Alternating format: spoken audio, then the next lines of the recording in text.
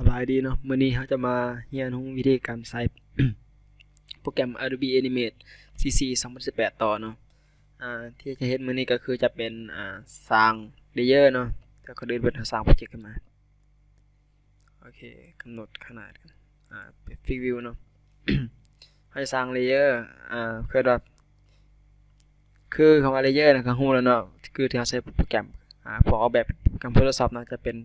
คือนะเป็นแยกเลเยอร์1เลเยอร์2เป็นกำหนดให้วัตถุว่าตัวใดอยู่ข้างหน้าตัวใดอยู่ข้างหลังเนาะก็คือเราสามารถกำหนดได้เนาะ ก็คืออธิบายไปก็บ่เข้าใจเนาะโอเคเอาเดี๋ยวสิแต้มส่วนหัวก่อนเนาะก็คือแยกเลเยอร์โอเคอันนี้หัวเนาะโอเคเดี๋ยวเรากำหนด property กันเส้นเนาะขนาดของสโต๊กเดี๋ยวเอาสักประมาณเอา9นะโอเคเดี๋ยวเอาใหม่ลบไปแล้วกันโอเคกำหนดสโต๊กสักประมาณ9ประมาณนี้นี่เป็นหัวเนาะต่อมาจะมาแต้มอันนี้เป็นเลเยอร์เนาะเดี๋ยวกำหนดสีเลเยอร์ก็แล้วกันหัวภาษาลาวหัวเนาะโอเคสร้างเลเยอร์เนาะเลเยอร์เนาะมันจะมีคือในโปรแกรม Adobe Animate เนาะมันจะมีคือเลเยอร์พิเศษขึ้นมาเนาะเลเยอร์พิเศษขึ้นมาคือจะมีเลเยอร์ไกด์เลเยอร์มาร์คพวกนี้เนาะนี่มันจะมีเลเยอร์ไกด์แล้วก็ motion guide เนาะแล้วก็เลเยอร์มาร์คนะก็คืออยู่ในโปรแกรม Adobe Animate ที่4เนาะจะมีพวกนี้เข้ามานำเนาะคือเนี่ยเป็นเลเยอร์พิเศษเนาะที่ว่าจะมาสอนการนำใช้พวกนี้ในวิดีโอต่อไปนะมื้อนี้ก็จะมาสอนสำหรับเลเยอร์ตัวธรรมดาก่อนโอเคสร้างเลเยอร์เนาะ add new add insert layer เนาะโอเครูปนี้เป็นหัวเนาะต่อมาเฮ็ดเป็นโตโอเคโตเดี๋ยวเอามนๆง่ายๆเลยเนาะประมาณนี้อันนี้เลเยอร์เป็นโตนะโอเคโอเคเนี่ยย้ำให้ครึ่งๆกันการคลิกเลือกตัวนี้นะก็คือมันจะมาเฉพาะแต่ส่วนสีที่มันอยู่ข้างกลางเนาะอันนี้ถ้าเราต้องการเลือกทั้งหมดก็คือให้เราคลิกเอาในเลเยอร์เนาะคลิกเลเยอร์ปุ๊บจะมาเบิดเลยประมาณนี้คลิกที่เลเยอร์เนาะโอเคตัวนี้ใช้เป็นโตproperty ใส่คำเป็นโตเป็นส่วนของต้นโตเนาะหากระยายส่วนต้นโตนี้มาไว้ทางหลังหัวโอเคประมาณนี้ต่อมาเราจะมาแต้มแขนเนาะแขนinsert layer คือมันคือเก่าเนาะ insert layer แต้มแขน layer แขนเดี๋ยวเราก็แต้มง่ายๆกันเนาะประมาณนี้ตัวปรับตัวนี้เนาะปรับได้เนาะเขียนเบิ่งเขาสิมีมันปรับอยู่นี่โอเคบ่เขาสิปรับได้จังได๋เนาะเห็นบ่ เดี๋ยวขณะจำปุ๊บมันจะเป็นเหลี่ยมเป็นอย่างเดี๋ยวมันก็มีตัวปรับมุมอยู่ในขณะปกติกันธรรมดาก็จะเป็น00โอเคจะเป็นสี่เหลี่ยมแบบนี้โอเคเดี๋ยวออกกันโอเคเอาแต่ตัวนี้เนาะอันนี้ให้เป็นแขนโอเคเดี๋ยวซูมขึ้นมาให้เป็นนิ้วกัน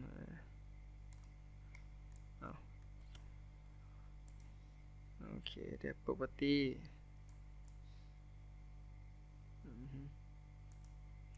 เอา property เป็น radian เนาะโอเคอันเป็นนิ้ว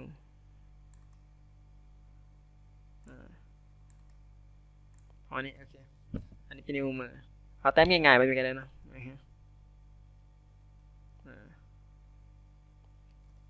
อันนี้ก็ใช้เป็นแขนนะแขน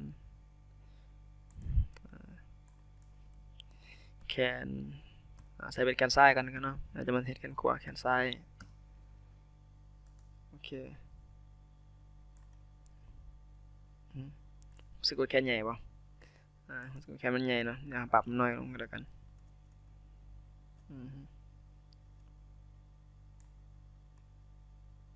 ประมาณนี้โอเคคลิกในส่วนของเลเยอร์แขนเนาะเอามาประมาณนี้ปรับจุดเซนเตอร์ให้มันโอเคทำไปทางหลังหน่อยนึงโอเค layer can ให้ duplicate layer can นะคือนะเป็น duplicate เป็นการ copy layer แล้วเนาะโอเคตัวนี้ให้เป็นแขนขวาแขนขวาแขนขวาหาง่ายอยู่ทางหน้าเนาะแขนขวาอยู่ประมาณนี้ปรับจุดเซนเตอร์ให้มันโอเคมาทางหน้าได้หนึ่งโอเค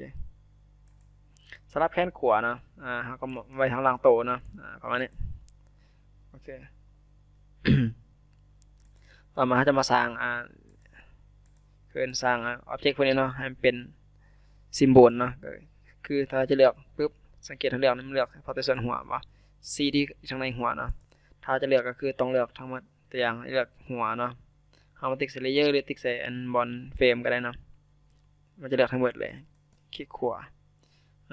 convert เป็นซิมโบลเนาะโอเคใส่เป็นซิมโบลไปเลยเป็นซิมโบลนะให้เป็นหัวโอเคหัวประมาณนี้โอเคถ้าสังเกตนะเวลาสร้างซิมโบลปุ๊บมันจะอยู่ในไลบรารีเป็นหัวแต่กำหนดเซนเตอร์มันอยู่โอเคกำหนดจุดเซนเตอร์มันอยู่ขอประมาณนี้นะต่อมาก็มาเบิ่งในส่วนของโตนะโตคือกันนะให้เอาคลิกใส่เฟรมนะมันจะเลือกทั้งหมดเลยคลิกขวาซิมโบลใส่เป็นโตเนาะกำหนดจุดเซนเตอร์มันเซนเตอร์กับด้านลมกันแล้วกันนะโอเคต่อมาเห็นในส่วนของแขนนะ แขนขวาโอเคแขนขวา convert to symbol แขนขวาแขนขวาแขนซ้ายคือกันเนาะโอเค symbol โอเค symbol แขนซ้ายตัวนี้ก็คือเขามีเลเยอร์ที่เป็นอันนี้เป็นหัวเนาะโอเคมาเลเยอร์หัวเลเยอร์แขนเนาะหัว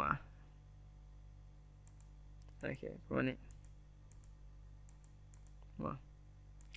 เลเยอร์หัวเลเยอร์ต้นโตเนาะโอเคอันนี้คือเปลี่ยนแขนเดินไป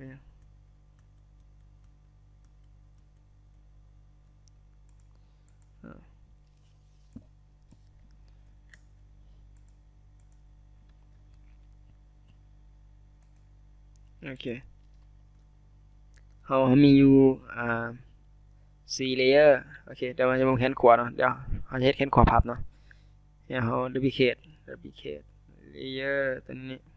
duplicate layer บน layer เนาะก็จะเป็นซิมโบลเนาะduplicate ซิมโบลตัวนี้เฮ็ดเป็นแขนขวาพับก็แล้วกันเดี๋ยวเขาเฮ็ดมันกันไว้นี่ส่วนของแขนขวาเนาะพับปึ๊บอย่างนั้นเขาดับเบิลคลิกเนาะดับเบิลคลิกปึ๊บเพื่อแก้ไขมันตัวนี้นี่ถ้าต้องการแก้ไขนะปั๊บโอเคเดี๋ยวปรับจุดเซนเตอร์เหมือนกันเซนเตอร์อยู่นี่เนาะโอเคเดี๋ยวเราก็มาขอบเลยใส่ฟรีทรานส์ฟอร์มขอบอันนี้ขอบยาวกันไปเนาะประมาณนี้ให้เช็ดเป็น2พับกันเนาะกำหนดเซนเตอร์ก็พับมาประมาณนี้โอเคส่วนที่เราต้องการก็ลบออกโอเคลบเส้นออกนิดนึงโอเคมันคือบลบเอาสีแต้มปลายกันแล้วกันเนาะโอเคกำหนดหัวแปลงขึ้นหน่อยครับ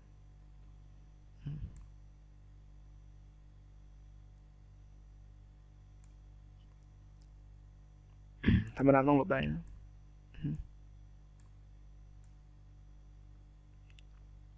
โอ้มันเป็นเลเยอร์เดียวกันโอเคเดี๋ยวกด Ctrl Z กลับกันลืมเนาะโอเค ก่อนอื่นมันก็ต้องสร้างเฟรมขึ้นมาก่อนเนาะโอเค insert frame insert keyframe ลืมได้จังได๋วะโอเค insert keyframe ภาพประมาณนี้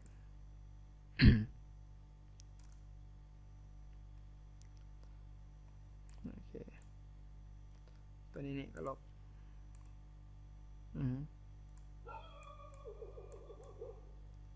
เฟรม2เนาะโอเคสังเกตเบิ่งสีมันขาดเนาะบ่สังเกตเบิ่งสีมันขาด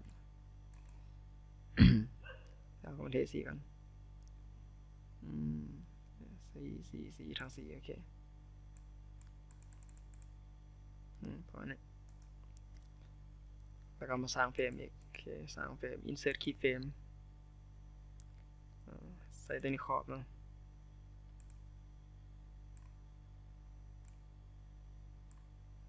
ขอบประมาณนี้ป่ะโอเคลืมอีกละปรับจุดมากันเนาะโอเคปรับจุดตัวนี้เป็นจุดเซนเตอร์เวลาเราเคลื่อนย้ายเนาะ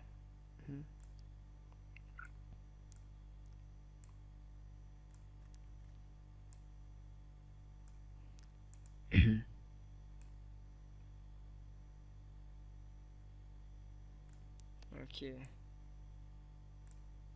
ประมาณนี้ insert keyframe อีกเนาะ insert keyframe กะครอบไปเรื่อยๆเนาะ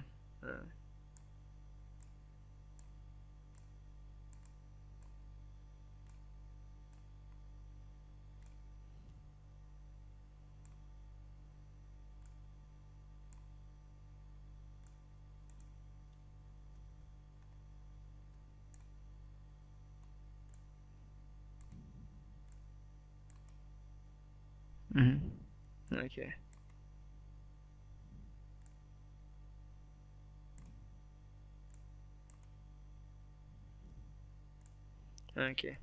ประมาณนี้สร้างอีกเฟรมนึงเนาะinsert keyframe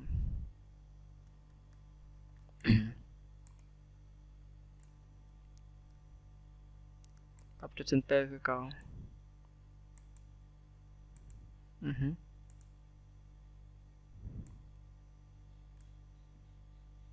insert keyframe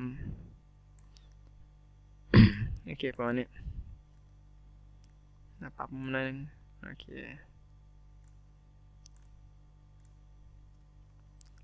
เราจะได้ประมาณนี้เนาะสังเกตเบิ่งก็จะเป็นแคนพับเนาะ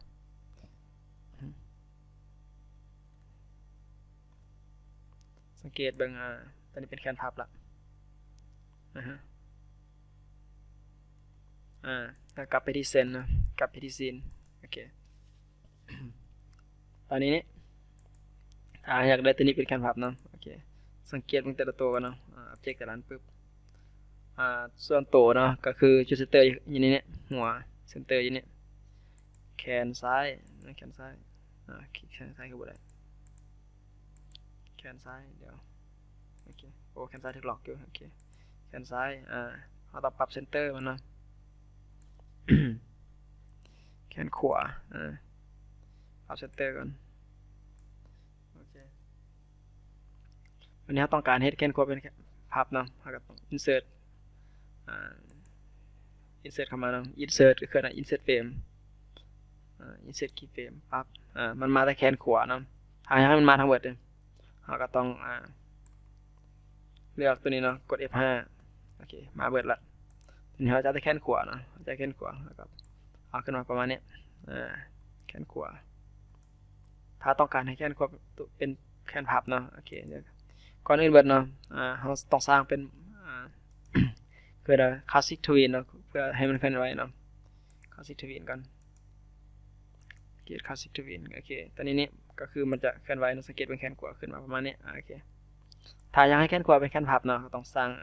insert layer ขึ้นมาเนาะinsert layer ขึ้นมาปึ๊บ insert frame เนาะเอาผิด insert frame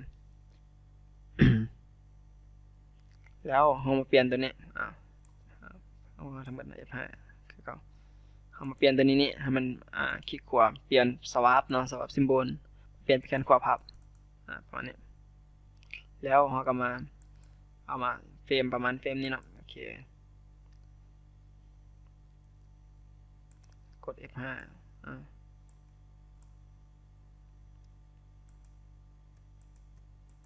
โอเค1 2กด F5 ขึ้นมาอันนี้ไกล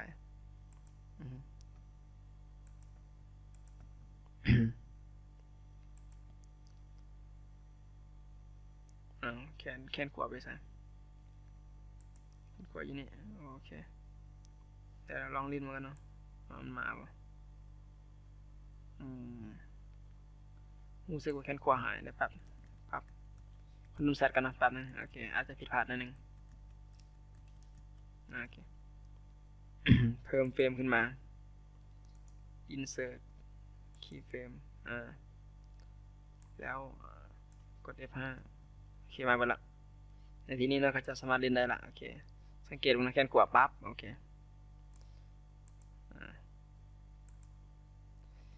เดี๋ยวมาปรับ keyframe ตัวนี้เนี่ยให้ปรับ property เนาะก็คือสังเกตว่า option มันจะเป็นloop เนาะเป็น play วันเล่นประมาณนี้โอเคปั๊บสำหรับตัวบทเรียนมื้อนี้เราก็จะมีประมาณนี้เนาะสำหรับการเฮ็ดการ์ตูนแยกคือเนี่ยแยกเลเยอร์เนาะเราก็สามารถไปปรับได้เฮ็ดอันคนอย่างต่างๆให้ได้เนาะอันนี้ก็คือเฮ็ดแคนให้เบิ่งเนาะแต่ยังมีหลาย object แล้วมันแยกเป็นเลเยอร์ขึ้นมาเนาะลองไปปรับประยุกต์ใส่เบิ่งเนาะการใช้งาน Adobe Animate สำหรับวิดีโอต่อไปเนาะจะเฮ็ดจะมาอธิบายเกี่ยวกับlayer guide นะแล้วก็ motion guide แล้วก็ layer mark ตัวนี้สำหรับวิดีโอตัวนี้ก็จะมีประมาณนี้มียังบ่เข้าใจก็สามารถตำหนิติชมได้เนาะแล้วก็ว่าคันมีอันอย่างที่เราบ่จักเนาะ ก็สามารถคอมเมนต์ถามได้เนาะสำหรับวิดีโอมื้อนี้ก็มีประมาณนี้ก็ลองไปประยุกต์ใส่ลองเบิ่งนะโอเคขอบใจ